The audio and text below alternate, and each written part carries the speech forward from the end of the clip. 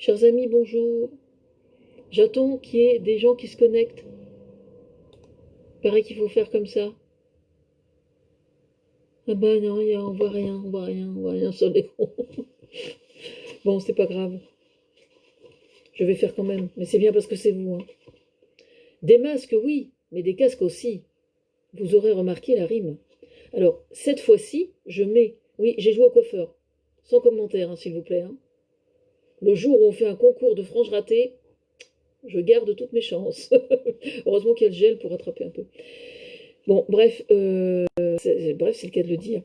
Euh, cette fois-ci, j'ai mis ce titre-là et ça n'est pas pour rien. D'accord? Pour quelle raison?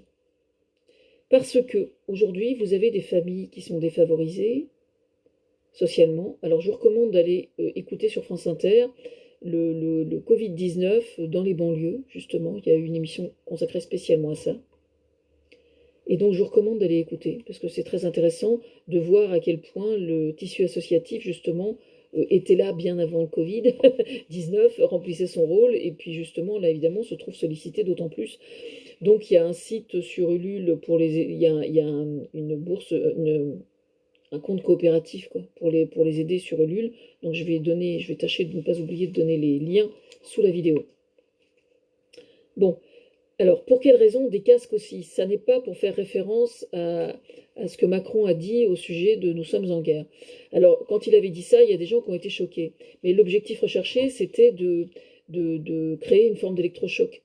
Donc, s'il avait dit «c'est une bataille que nous devons mener», les gens, une bataille, ils auraient dit «oh, bon, d'accord, ok, va chercher une bière, Marcel. Va chercher une bière, Marcel.» Alors que là, une guerre, on dit attends, il se passe peut-être un truc là. Vous voyez ce que je veux dire? Bon.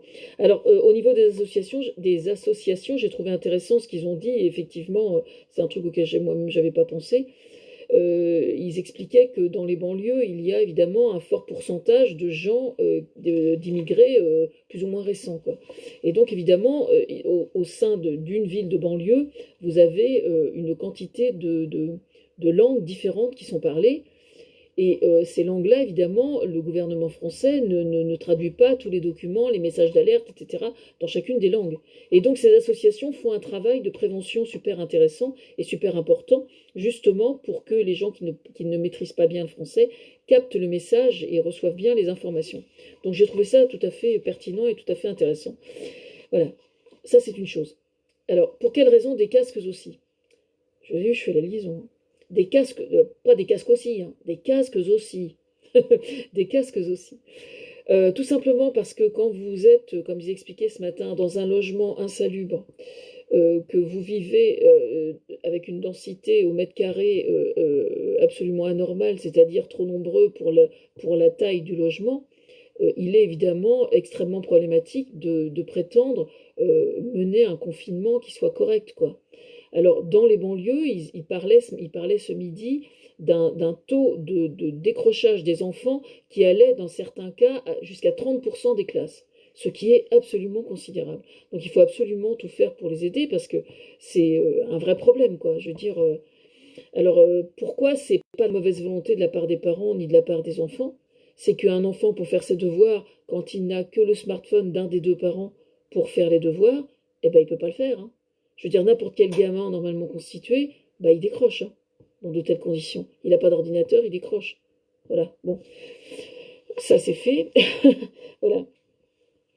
Alors pourquoi des casques? C'est parce que quand on vit trop, entre guillemets, trop nombreux dans un appartement qui est trop petit, ce qu'il faut parvenir à faire pour parvenir à ce que pour faire que le confinement soit le moins difficile possible, c'est qu'il y ait d'abord un très bon dialogue, ça c'est clair, dans la mesure du possible. Si on n'est pas bien ou quoi que ce soit, il faut pouvoir le dire à quelqu'un.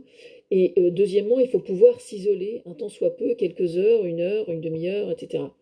Que ce soit les parents vis-à-vis des enfants, que ce soit les enfants vis-à-vis des parents. Bon. Et le truc tout con, c'est le casque audio, tout simplement. Non pas l'écouteur, parce que l'écouteur c'est bien, mais l'écouteur, on entend quand même ce qui se passe. Le votre truc. Alors évidemment, il n'est pas question de préconiser le port l'utilisation du casque avec le smartphone pour un oui, pour un non, pour un oui, pour un non, n'importe quand. Mais par exemple, que les familles qui sont confinés dans un espace trop petit, insalubre et vraiment difficile, et au minimum un casque audio vraiment bien, c'est pas évident qu'ils l'aient tous. Et ceux qui ne l'ont pas, il faudrait absolument leur en fournir un, de telle sorte qu'à tour de rôle dans la famille, que ce soit les enfants ou les parents, puissent s'isoler, ne serait-ce qu'une demi-heure ou une heure, pour dire je suis dans mon truc, je suis dans ma série ou dans mon émission ou dans mon concert que j'écoute ou quoi que ce soit. Et pendant une semaine, j'ai vraiment décroché. Une semaine, lapsus révélateur. Pendant une heure, j'ai vraiment décroché, quoi. Ce qui n'est pas possible avec les écouteurs, je le répète, parce qu'avec les écouteurs, vous entendez les bruits autour. Donc si un des deux parents arrive à s'isoler pour avoir vraiment la paix dans son coin, tranquille, sans être dérangé, avec un casque, ça sera beaucoup plus efficace que s'il a simplement une paire d'écouteurs. Voilà la raison d'être de mon titre. Des masques, oui, mais des casques aussi. Des casques audio. Voilà. Bon. Sinon, je vais quand même vous faire une petite brève. Hein. Je vais faire de la concurrence à Alex Vizorek. Brève de comptoir à boules. Brève de comptoir à boules de je sais plus quoi, comment j'avais dit. Enfin bref. C'est l'heure du café, mon café est en train de refroidir d'ailleurs. Hein. Vous voyez, j'ai une tasse en forme de feuille de chou. Bon, bref, c'est un clin d'œil à la presse en fait. Oui, alors comme l'avait suggéré le pape le jour de Pâques, Macron s'est engagé à annuler la dette de plusieurs pays africains. Donc ça, c'est une très bonne chose. Je demande à voir personnellement, mais je pense pas qu'il soit stupide au point de s'être engagé à un truc pareil s'il n'a pas l'intention de tenir. Personnellement. Parce qu'on va tellement l'attendre au virage, si vous voulez, que si jamais il ne le faisait pas, ça ferait très mal quand même. Hein. Bon, bref. Alors, il y a de l'imprévu sur ce sujet, parce que c'est quand même extrêmement, extrêmement étonnant. Donc, aux dernières nouvelles, François Fillon et Marine Le Pen, oui, bien loin de toute idée, de toute visée néocolonialiste, ont de concert décidé de déménager et d'aller y trouver ils trouvent d'ailleurs désormais à présent le musée des arts promés de Jacques Chirac absolument passionnant, et ils ont donc décidé d'aller déménager en Afrique. Mais je l'ai appris tout à l'heure sur les réseaux sociaux. Vous savez, on trouve de tout sur les réseaux sociaux. Mais c'est une bonne nouvelle quand même, parce que apprendre que Marine Le Pen s'intéresse à l'art africain, je trouve que c'est quand même quelque chose d'intéressant. Voilà. Enfin, moi, je sais pas si ça vous verrait, mais moi en tout cas, ça m'amuse beaucoup. C'est déjà pas mal. Bon. Sinon, nous avons appris hier soir que le confinement durerait jusqu'au 11 mai.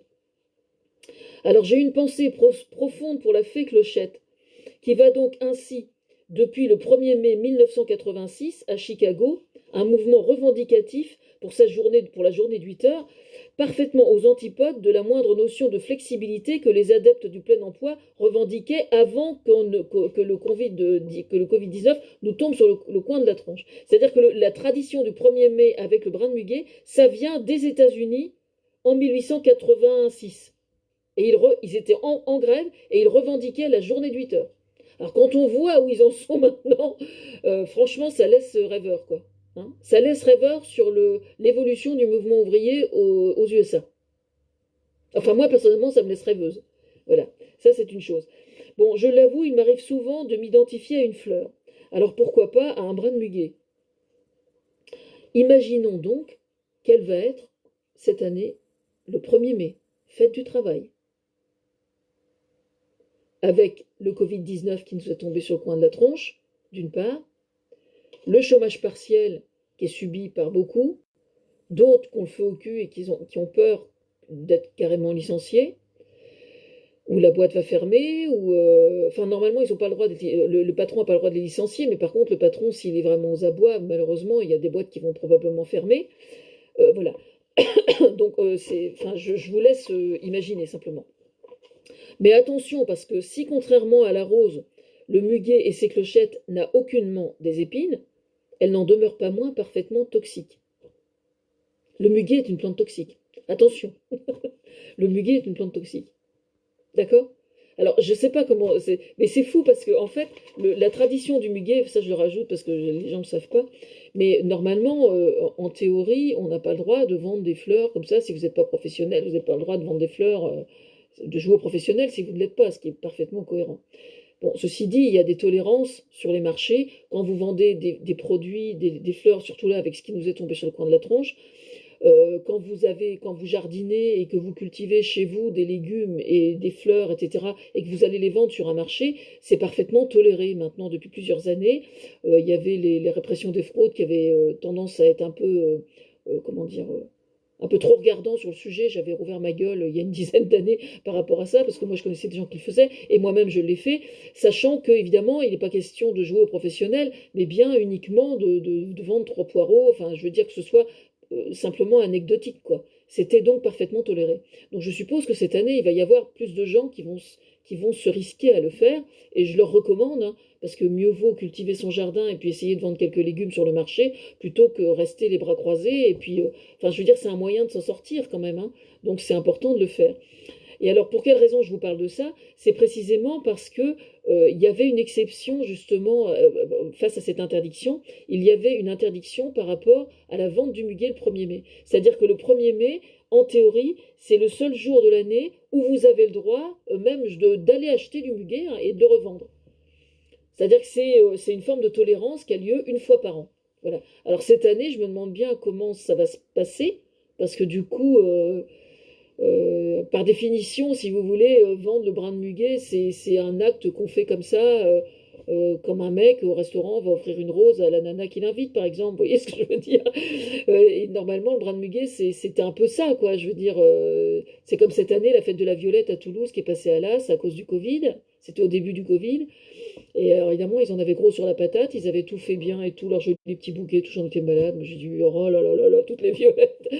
Et c'était juste magnifique, quoi, voilà. Et puis, bah là, le muguet, c'est pareil, quoi. Donc, la fée Clochette, elle doit regarder ça d'un drôle d'œil. C'est mon point de vue, quoi. Et je le partage. Voilà. Bon, sur ce, je vais boire mon café, parce que mon café est froid. D'accord? Allez, bonjour les gens. Bonjour les gens.